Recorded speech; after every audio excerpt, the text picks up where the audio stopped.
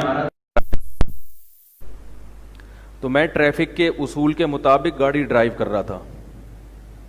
میں نے you turn لیا, ایک صاحب غلط آ رہے تھے, ان کا وہاں سے یو ٹرن نہیں بنتا تھا. بھائی یو ٹرن تو جیسے ادھر سے آ رہے ہیں تو آپ کو حق ہے نا کہ یہاں سے گول گھومیں. انہوں نے کیا کیا, غلط سے الٹا گھوم کے پتلی گلی سے نکل رہے ہیں. وہ ہیں بھائی, غلط وہ کر رہے ہیں. تو میری گاڑی سامنے آ گئی, وہ کیا ہو گیا کہ پھنس گئے, تو مجھے ڈانٹ رہے ہیں اور کیا کہہ رہے ہیں, مولانا, اور داڑھی کا واسطہ دے رہے ہیں, مولانا. بار بار میں نے تو سنا ہی نہیں پوری دفعہ, مولانا مولانا کا لفظ یاد آیا. تو میں نے پھر ان کو بولا, میں نے کہا آپ غلط آ رہے ہو. لیکن وہ بڑے تیش میں تھے اور فیملی بھی تھی ان کے ساتھ میں, تو اور اس شو مارنے کے لیے تھوڑا سا اور تیش. تو بار بار نا مولانا کے لفظ کو ہائی لائٹ کر رہے تھے. کیوں؟ طنز کرنا مقصد ہے, طنز. بھائی صاحب بھی کہہ سکتے تھے. ایک تو کسی کو مولانا احترام میں کہا جاتا ہے, لیکن ظاہر ہے یہ احترام کا موقع تو نہیں تھا نا. تو مجھے اس وقت, ابھی کی بات ہے تھوڑی دیر پہلے کی, مجھے اس وقت اندازہ ہوا, دیکھو بعض لوگوں کو مولانا سے ویسے ہی چڑ ہے. تو میں گاڑی میں آ رہا, انہوں نے فوراً طنز کیا مولانا ایسے کر کے دیکھ رہے ہیں مجھے. تو وہی لطیفہ بار بار سناتا ہوں, ایک دفعہ سنا کے پھر اپنے موضوع کی طرف آتا ہوں. ایک مولوی صاحب گاڑی چلا رہے تھے, خاتون کو ٹکر مار دی غلطی سے. ٹکر کوئی بھی غلطی سے مار سکتا ہے بھائی. تو خاتون نے کہا, اتنی بڑی داڑھی رکھ کر ٹکر مارتے ہو, شرم نہیں آتی؟ انہوں نے کہا, محترمہ یہ داڑھی ہے, بریک نہیں ہے. یہ کیا ہے؟ داڑھی ہے, بریک نہیں ہے. تو ہر چیز داڑھی میں نہیں گھسیٹ دیا کرو, بلکہ داڑھی والے کے بارے میں ایک چیز سوچ لیا کرو, چلو اس میں بہت ساری خامیاں ہیں, لیکن ایک خوبی ہے کہ اس نے اللہ رسول صلی اللہ علیہ وسلم کے حکم کے مطابق اپنے چہرے کو بنایا ہوا. چلو یہ تو خوبی ہے نا, اور خامیاں ہوں گی. باقی داڑھی والوں سے میں ایک بات کہتا ہوں, اللہ کا واسطہ, داڑھی ہے تو گاڑی بھی تمیز سے چلایا کریں. جو لوگ دینی حلیہ رکھتے ہیں ان کی زیادہ ذمہ داری ہے کہ وہ ٹریفک کے قوانین کو فالو کریں. سمجھ رہے ہو؟ کیونکہ لوگ بہرحال دیکھتے ہیں کہ یار جب تم شریعت کو فالو کر رہے ہو, تم نے داڑھی اس لیے رکھی کہ اللہ رسول کا حکم ہے, تو قوانین کی پابندی کرنا بھی تو اللہ رسول کا حکم ہے نا. کیا خیال ہے بھائی؟ دوسری ایک اور بات سے بات چل نکلتی ہے, داڑھی والوں کو اخلاق کا بہت خیال کرنا چاہیے, اپنے اخلاق صحیح رکھیں. اکثر میں نے داڑھی والوں کو دیکھا ہے ہائپر ہو جاتے ہیں. داڑھی کا مذاق کیوں کیا تم نے, داڑھی کے بارے میں کیوں بولا تم نے, ہے بھائی ایک دم جذباتی. تو بھائی جذباتی نہیں ہو. تو یہ تو لمبی بات ہو گئی, وہ مولانا سے شروع ہوئی تھی. مولانا سے نا وہ ٹریفک والا نہیں ٹھوک دیا تھا, غلط آ رہا تھا اور مجھے صلواتیں سنا کے چلا گیا, کیونکہ میں کیا تھا, مولانا تھا. ہمارے حضرت مفتی رشید احمد صاحب رحمہ اللہ تعالیٰ کے خلاف کسی نے پوری ایک تحریر لکھی اور اس میں ملا کر کے حضرت کو طنز کیے اس نے.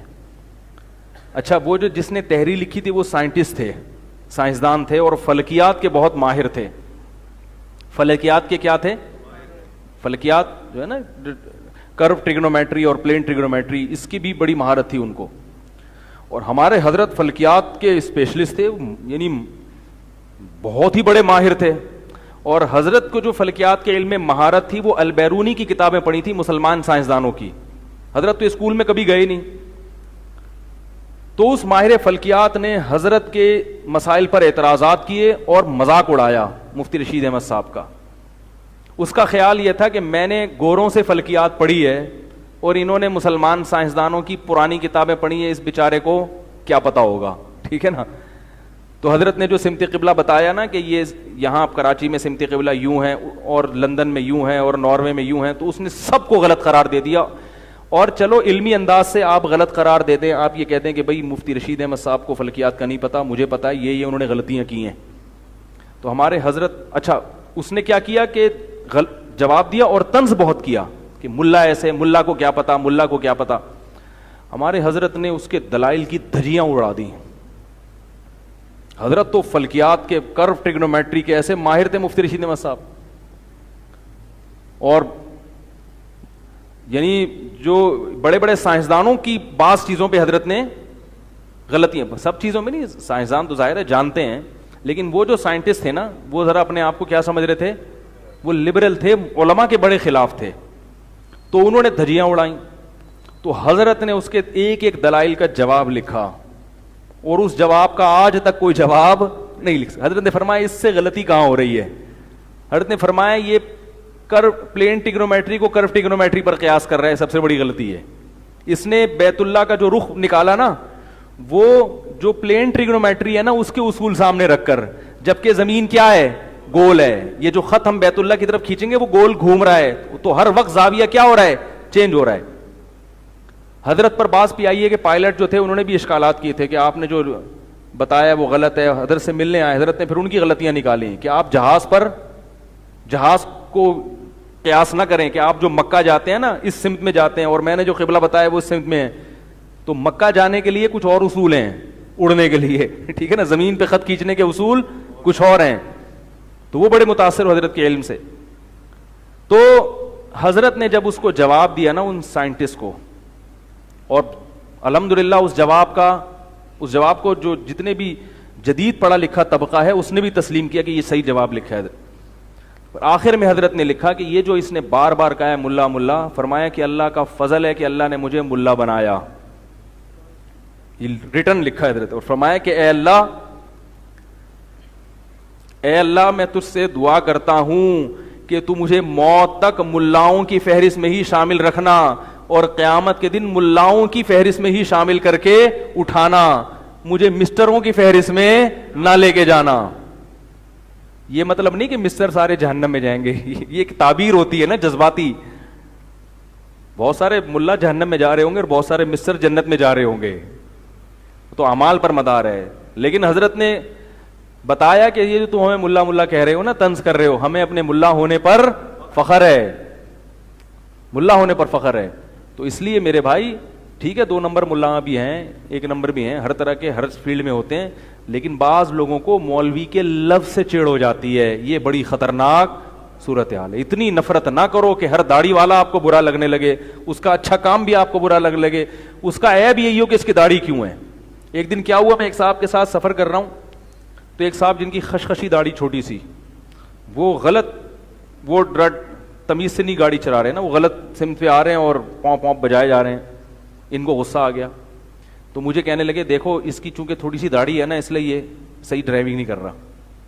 اتنی بھی نہیں ہو رہی یار, ہے بھائی صحیح ڈرائیونگ پاکستان میں کون کر رہا ہے, کوئی بھی نہیں کر رہا. آپ روڈ پہ گاڑی لے کے نکلو, موٹر سائیکل والا فاسٹ ٹریک پہ چل رہا ہوگا, اور جو اسپورٹ کار ہے نا وہ فٹ پاتھ پہ بھاگ رہی ہوگی, اس کو جگہ ہی نہیں ہوگی چلنے کے لیے. ہمارے ایک شاگرد امریکہ سے آئے, ان کا پہلا دن تھا, ڈرائیو کر رہے ہیں, میں بیٹھا ہوا, ڈرائیو کر رہے ہیں, ابے یہ کیا, بڑے یہ یہاں سے کیوں آ رہا ہے, بڑے یہ ادھر سے کیوں گھما, ابے یہ رکشے والے نے یوں کیوں ٹرن مارا. میں نے کہا چپ کر جاؤ, مر جائے گا بھائی تو تھوڑے دنوں میں.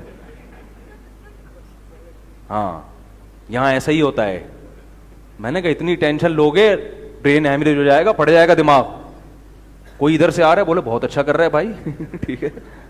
ظاہر ہے جب راستہ یہاں سے ہے, ادھر سے یو ٹرن لے کے آؤ گے تو 5 منٹ تمہارے ضائع ہو جائیں گے, اور تمہارا وقت بہت اچھی تعویل کرو. میں نے کہا قیمتی وقت ہے تو کوئی بات نہیں, فٹ پاتھ سے گاڑی چڑھا کے بندوں کو پیلتے ہوئے چلے جاؤ, 5-6 بندے مر جائیں لیکن آپ کے 5 منٹ ضائع نہ ہو, کوئی بات نہیں, توڑ دو پھوڑ دو. میں نے کہا اس اسٹائل میں جیو گے تو جینے کا مزہ آئے گا.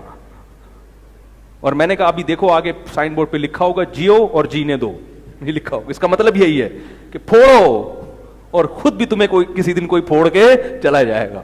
اس اسٹائل میں نے کہا جیو گے. تو وہ ہر وقت نا یہی کرتے رہتے تھے, بھئی یہ کیوں آ رہا ہے, بھئی یہ آنکھ سے کیوں آ رہا ہے, بھئی یہ کون سا طریقہ ہے.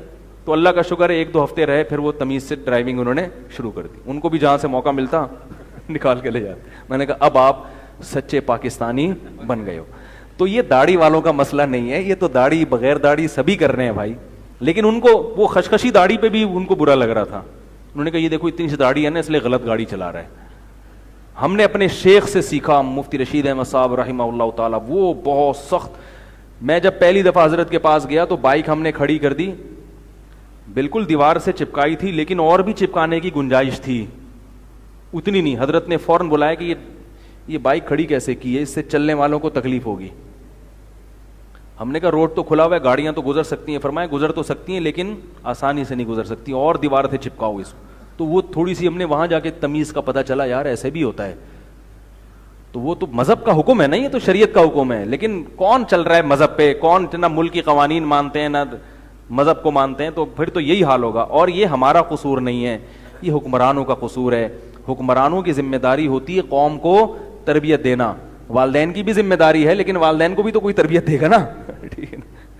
یہ جو جن ملکوں میں آپ کو یہ ملے گا نا ٹریفک کے قوانین کی پابندی اور بلا ضرورت ہارن نہیں بجا رہے, ان کی حکمرانوں نے کئی مہینے کئی سال لگائے ہیں, ٹریننگ دی ہے, پھر جا کے یہ یہاں پر پہنچے ہیں. ہمارے یہاں تو کوئی ہے ہی نہیں, تو پھر ایسے ہی چلے گا. اور ہمارے ہاں یاد رکھو جتنی ٹریفک کی قوانین کی پابندی کی جا رہی ہے وہ بھی اس لیے کہ ہمارا اپنا کلچر تھوڑا سا اچھا ہے ذاتی. اگر ہم ان جیسے ہوتے نا اور حکومت ہمارے جیسی ہوتی تو پھر ہم سے بڑا جو ہے نا وہ یعنی جنگل بنا ہوتا پورا ملک پھر. تو اگر ہمارے ہاں کوئی خیر ہے تو وہ اسلام کی وجہ سے ہے اور ہمارے کلچر کی وجہ سے ہے. ان کے ہاں اگر کوئی خیر ہے تو ان کے کلچر کی وجہ سے نہیں ہے, وہ حکومت کی وجہ سے ہے. نہیں آ رہی بات میرا خیال ہے.